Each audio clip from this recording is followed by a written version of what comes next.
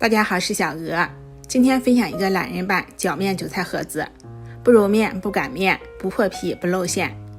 首先准备300克中高筋面粉，加3克盐增加筋性，再用230毫升温水搅拌成比较干点的面糊，水温大概在40度左右就可以了。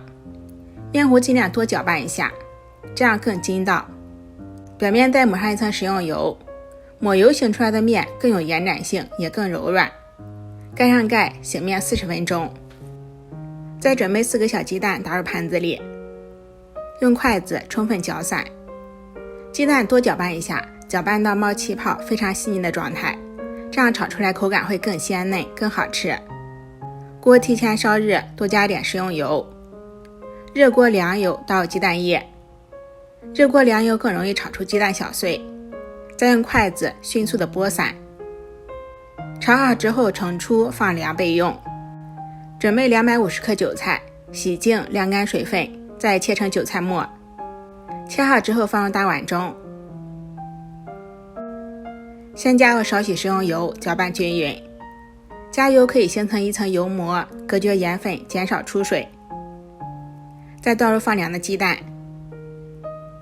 加入盐，少许鸡精、胡椒粉。韭菜本身就非常的鲜美，调料呢尽量要少加，搅拌均匀，放一边备用。我们的面团已经醒好了，醒好的面团非常的有延展性。面团醒好之后一定不要揉，案板上抹上一层食用油，把醒好的面糊直接倒在案板上，再直接整理成长条。整个过程一定不要揉，以免面团起筋。整理好之后再切成7到8个小面剂子，取一个小剂子由外向里整理光滑。整理好之后再按成中间厚4周薄的面片，面片不要按太薄，以免制作过程中容易破皮。上面再多放一些馅料，这个饼皮非常有弹性，馅料我们可以多放一些。放好馅料再像包包的一样把边缘收起来，上面多余的部分我们直接把它给盖在饼子上。每做好一个饼子，我们就把它直接放在刷了油的电饼铛中，再用手轻轻的把它给拍薄，拍到表皮微微透明。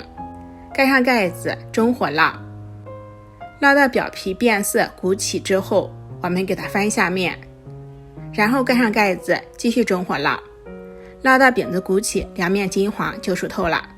这个饼皮非常的薄，熟得特别快，我们尽量不要烙太久，太久了饼子会变硬，口感也不够鲜美。